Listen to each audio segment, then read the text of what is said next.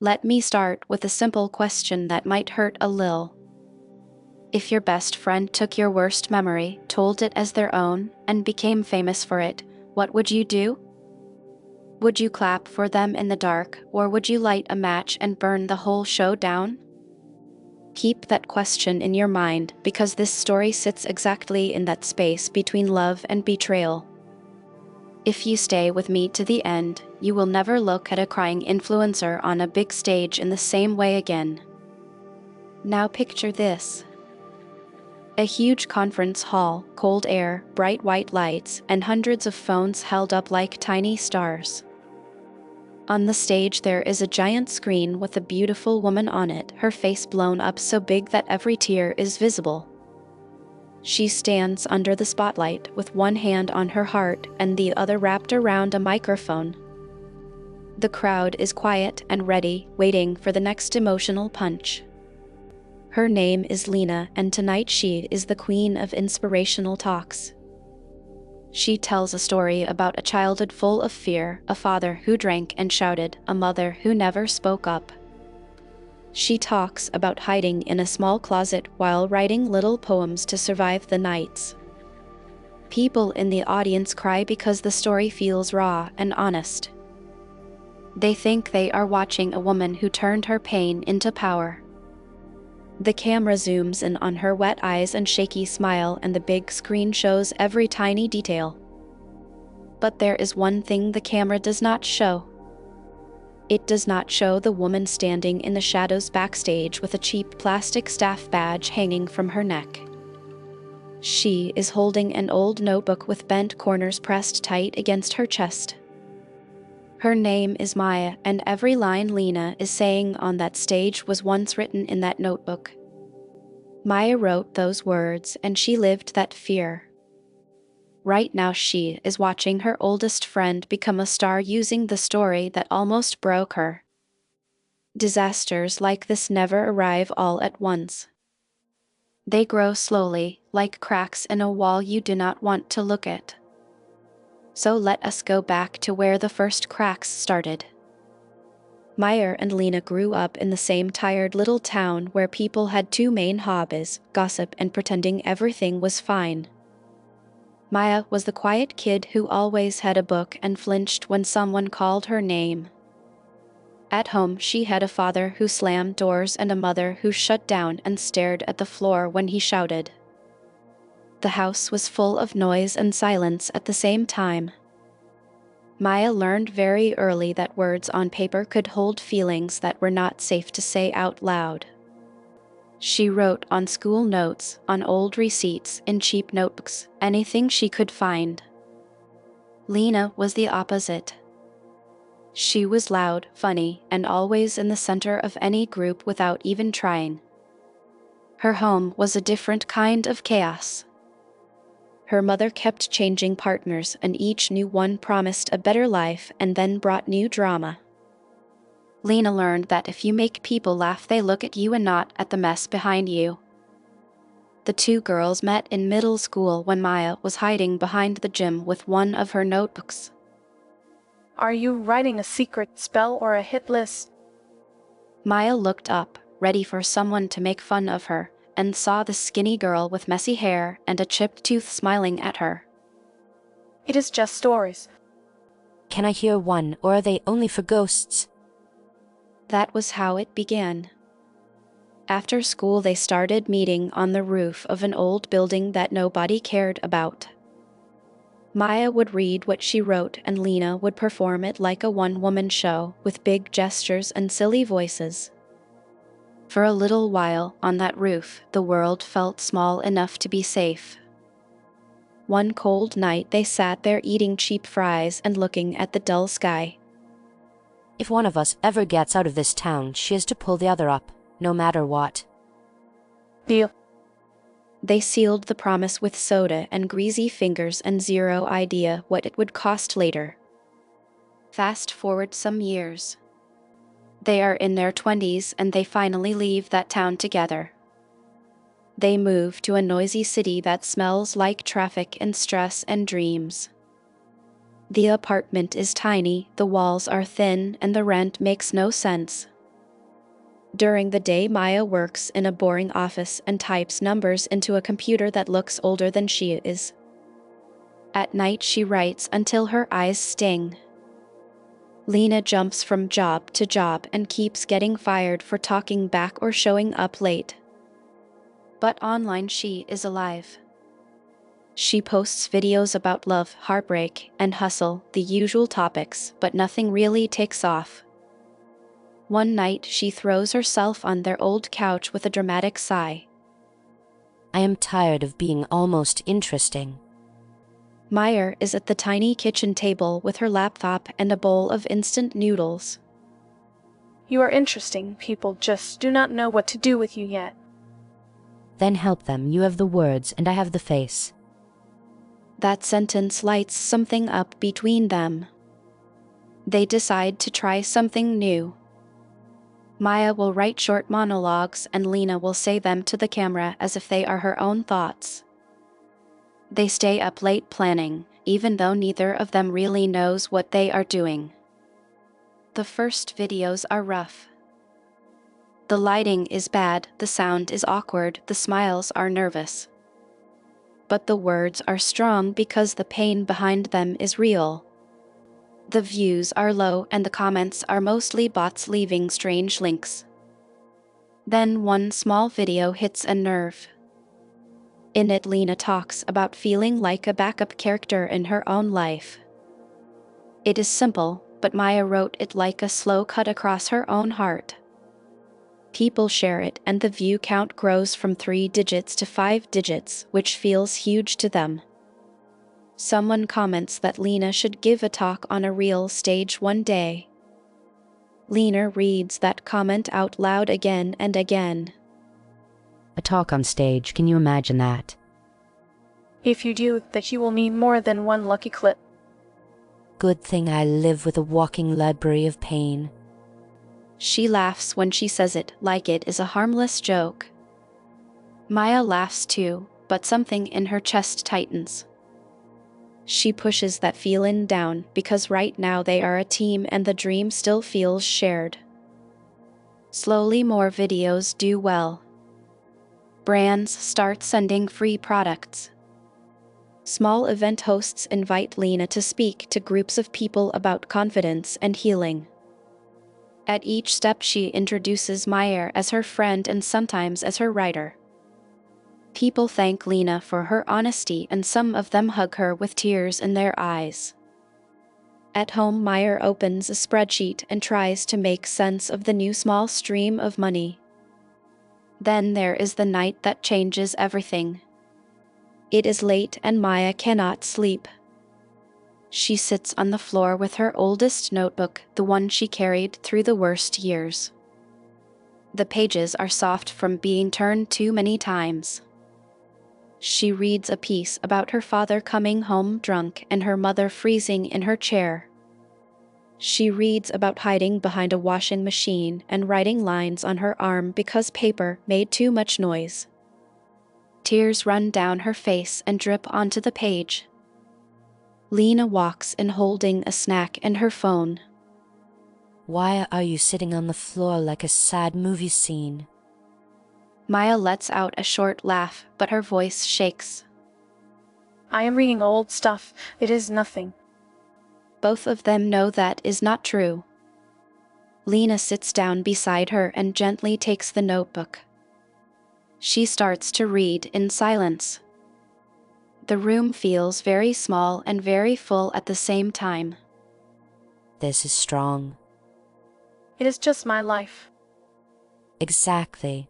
That is why it hits so hard. There is a long pause. What if we share some of this in a careful way? Maya hesitates. That notebook is the only thing that has always been fully hers. She feels exposed at the idea of strangers hearing those scenes. I do not know if I am ready. You do not have to show your face or say it is you. I could tell it and say it is about a girl I knew. People could learn from it. That sounds noble, and maybe part of Lena believes it. Another part of her hears the word viral whisper in the back of her mind. Maya looks down at the lines she wrote when she thought no one would ever read them. She wants them to matter to someone other than her. She wants her pain to be good for something. Maybe we can try one piece. That is all it takes. The next day, Lena records a video where she tells a story about a little girl hiding from a violent father. She tells it in the first person. She never says this is my story, but she also does not say it is not. The words are almost exactly what Maya wrote, softened just a little and shaped to fit the camera. When they hit publish, the room is so quiet that they can hear the fridge hum. They both pretend not to care, but they check their phones every few minutes. The first hour is slow. Then the numbers jump. Shares come in, comments pile up. People say things like "Your courage gives me hope," and "I thought I was the only one." Lena reads the comments out loud while Maya sits on the couch with her arms crossed. Look at this one. She says you saved her. She corrects herself quickly. Sorry, we saved her. Maya smiles because she wants that to be true. A few days later, they get an email from an agent who represents speakers and authors. He wants to talk to Lena about building a brand around her story of survival. They meet him in a cafe that smells like burnt coffee and expensive plans. People are hungry for real stories of pain and growth right now. You could fill rooms, sell books, maybe even get your own show. He says you every time, and he always looks at Lena when he says it. Maya sits there with her hands around her cup, listening to her life being treated like a product. Do you have help with writing? Lena gives a light laugh. I have my friend. She keeps my thoughts in line. It sounds sweet, but it lands heavy inside Maya. The agent nods and moves on to talk about contracts and timelines. After the meeting, Lena grabs Maya by the arm outside. This is it. This is the chance we dreamed about on that old roof. She is glowing with excitement. Maya is happy too, but there is a thin layer of fear sitting on top of her joy. The next months are a blur. Lena starts doing more talks, first for small groups, then for bigger events. Each time she tells more pieces from the notebook. Maya writes speeches at night and shapes the rhythm so the words sound natural when spoken. She adds small jokes to soften the heavy parts because she knows people can only take so much pain at once. Her name is not on any of the posters. Her job title on the papers is listed as assistant. The first time she sees that, she feels a sharp little sting. She tells herself it is just a label and that the important thing is that the message gets out. Then we come back to that big conference hall where we started. This is Lena at her peak. Giant screen, perfect sound, a crowd that paid good money to cry tonight. She tells the story about the closet and the notebook and the father and the silence, all of it. Maya stands backstage next to a table full of branded water bottles. She listens as the room goes quiet. When Lena says "I used to hide with my notebook," the audience leans in as one body. Maya touches the notebook in her bag, the real one, the one with coffee stains and torn pages. Someone backstage turns to her and whispers, She is amazing. This is so brave. Maya keeps her mouth shut because she does not trust what would come out. After the talk, people line up to meet Lena. They hand her books to sign and tell her she is their hero. Some of them say they had the same kind of father and now feel seen. Maya stands a few steps away, holding a box of markers. No one asks who she is. Later in the hotel room, there is champagne on the table and flowers in the corner. Lena kicks off her shoes and falls back on the bed. Did you hear that woman in the front row, the one who said I saved her? Yes. This is real impact. Maya looks at her and feels something twist inside. She wants to be happy for her friend, but she also wants to smash the glass on the table. Instead, she goes to the bathroom and splashes water on her face. She looks at herself in the mirror and sees someone almost present in her own life. The next big step is a book deal. A large publisher reaches out with a generous offer for a memoir. They sit in a glass office high above the city while a person in a blazer slides a contract across the table. The title uses Lena's name and the phrase "My Journey" in large letters. Maya flips through the pages and looks for her own name. It appears once in a small section that talks about an optional freelance fee for editing. Her stomach drops. Can we list me as a co-writer, or at least as the writer? The room goes a little tense. For marketing, it is stronger if the story looks like it comes from one voice. Readers want a single hero. He says it like it is hard science. Lena jumps in before Maya can push further. Do not worry, once this blows up we will do another project with your name on it. She smiles as she says it, but the promise is not on the contract. That night they argue about it in their small apartment. This is not fair. Nothing about what happened to you is fair, but at least now it can help people. Is it really that important whose name is on the cover if we are both eating from the same plate? The line is clever and cruel at the same time. Maya wants art, but she also needs rent. She backs down and tells herself she is being loyal, but really she is scared of losing everything. Around this time, a new man enters the story and he smells like strategy and expensive cologne. His name is Jonah and he is a public relations expert who knows how to turn feelings into brands. You have something rare. You look like hope and you talk like pain. That mix sells. Again, he is talking to Lena. He looks at Maya the way people look at furniture that came with the room. He suggests a tighter brand message. From now on, the message is simple.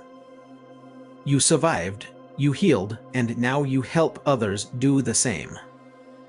Notice how the story has quietly moved from we to you. Jonah does not like loose ends. Do you have anyone on the team who could be a risk to the brand? Lena hesitates. Anyone who might feel they own a part of the story or the writing?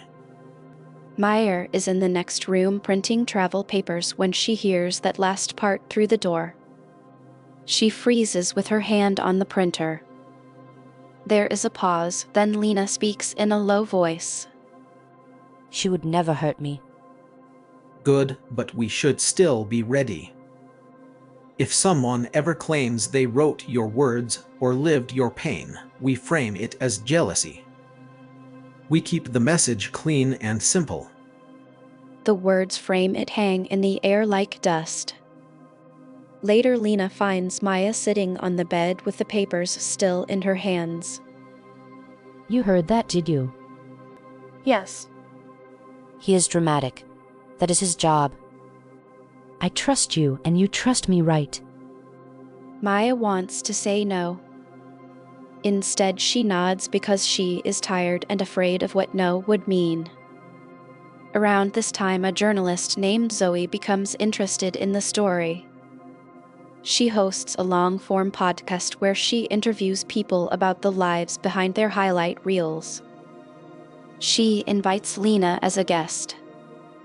The recording takes place in a soft little studio with big chairs and too much coffee. Maya sits quietly off to the side. You talk in great detail about your childhood. Do you keep a journal, or do you just have a very strong memory? Zoe asks this with a kind voice, but her eyes are sharp. I have always kept notebooks. That is not a full lie. Zoe asks her to describe a scene she often uses on stage, the one about hiding behind the washing machine. This time Lena stumbles and mixes two moments. It is a tiny slip, but it is enough for Zoe to feel something is off. After the recording, Zoe walks out with them to the street. You have a real gift with words. She says this while looking straight at Maya. Maya feels seen and exposed all at once. If you ever want to talk privately, reach out. Later that day, Zoe sends an email to Maya. She says she has a feeling the official story is missing a name. Maya reads the email 3 times.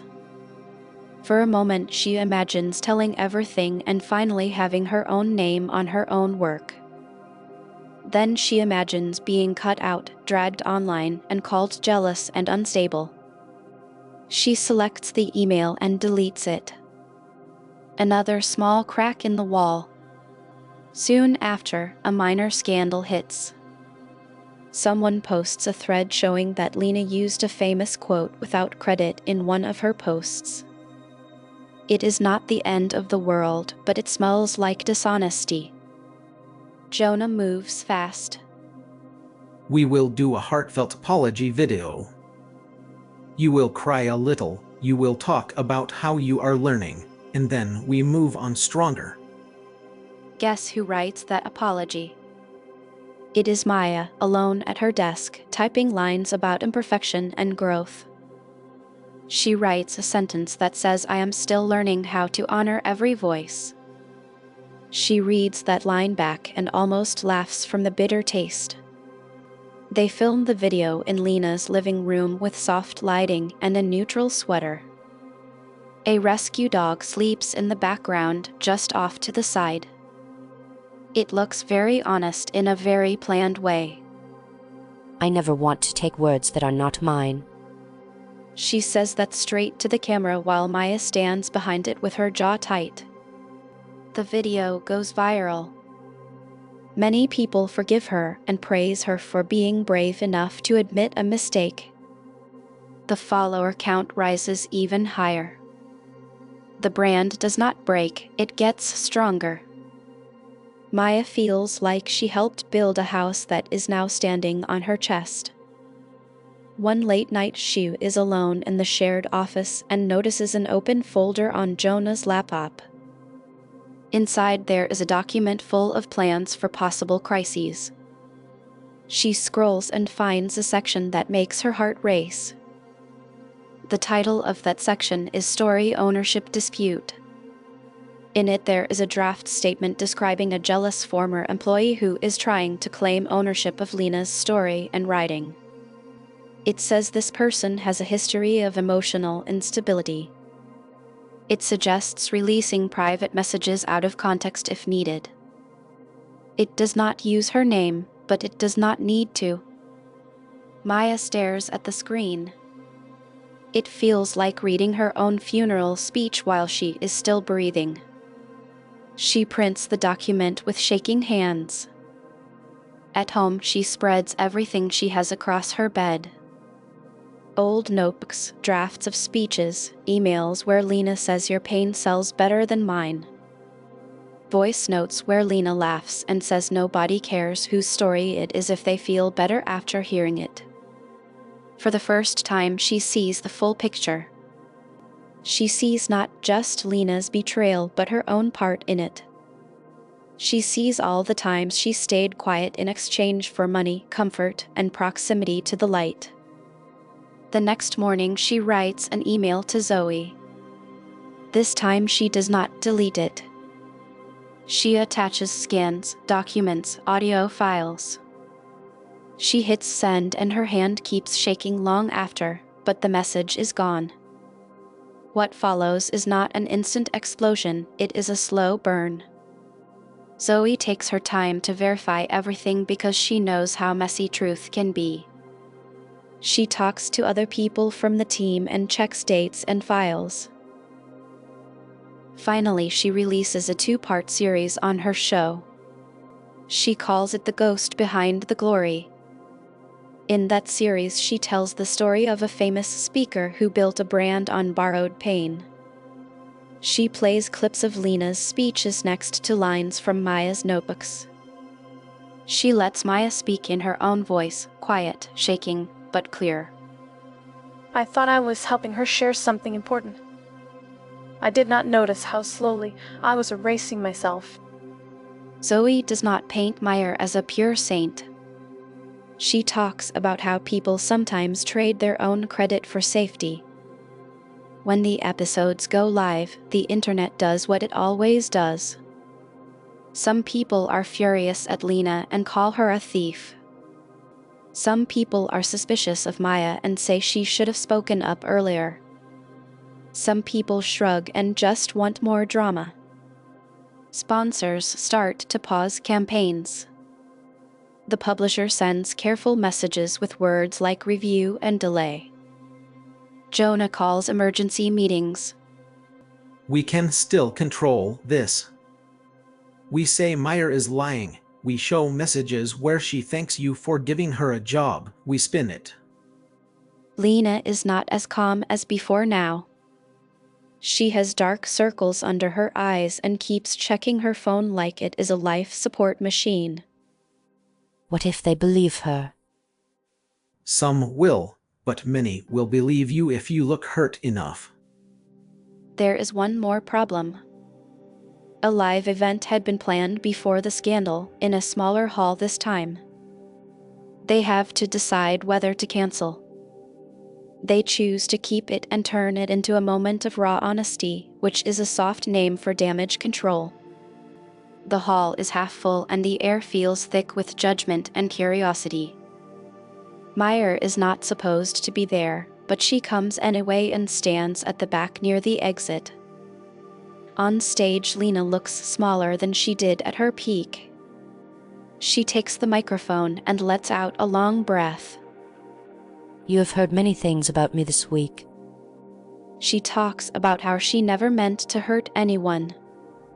She talks about collaboration in vague terms.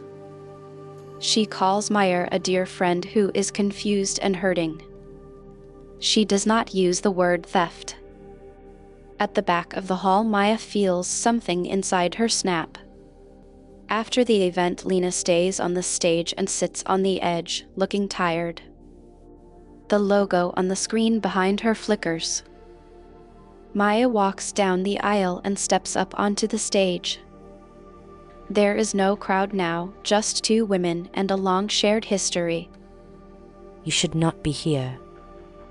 I had to hear it for myself. You gave me those stories. I shared them with you. I did not sign away my life. You would still be writing in the dark if I had not put a spotlight on you. There is no spotlight on me. There is only your face and my words and a lie between them. The argument turns in circles. Lena insists that impact matters more than credit. Meyer insists that truth matters more than comfort. Both of them are a little right and very wrong at the same time. Do you really want to destroy both of us just so people know you wrote some sad lines in a notebook? Maya stands very still. She thinks about that teenage promise on the roof. She thinks about the women in the crowds who said they felt seen by the story. She thinks about her own face, missing from all of it. I do not want to destroy you. I just do not want to disappear so that you can stay shiny.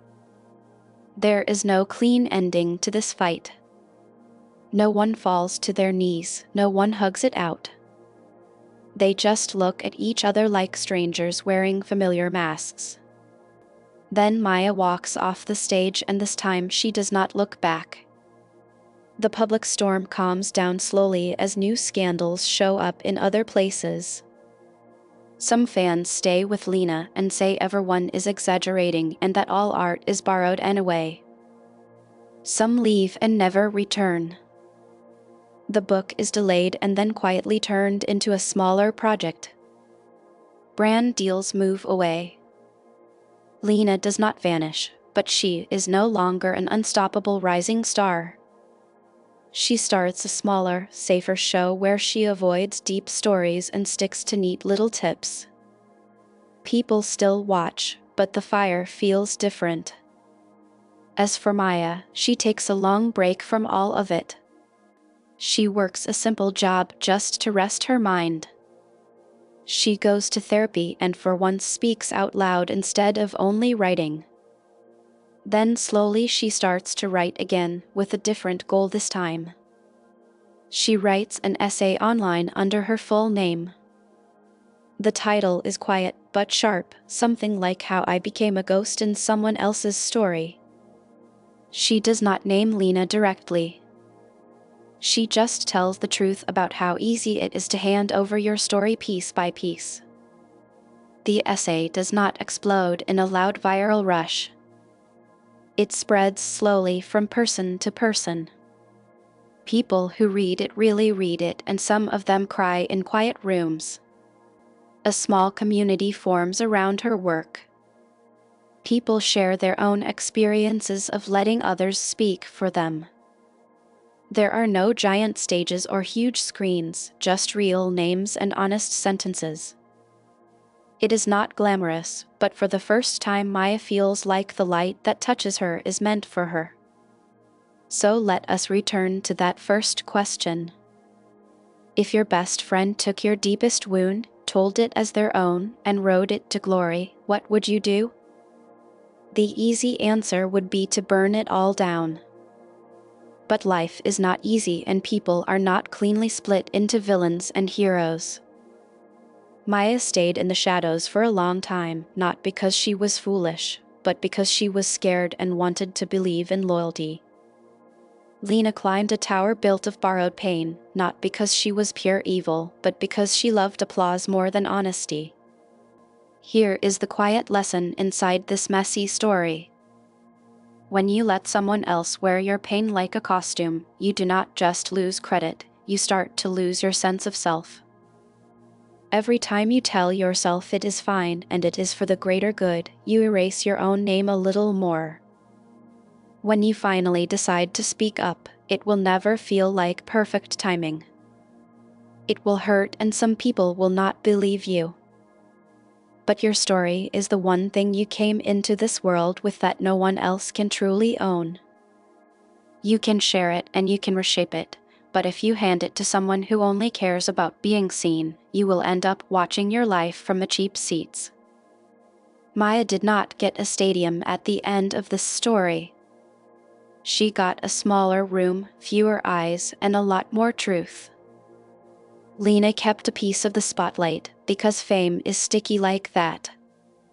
But only one of them can sleep at night without wondering who she has to become tomorrow to keep the show going. I am not here to tell you which one of them won. I am here to show you how fast glory can rot when it grows from betrayal.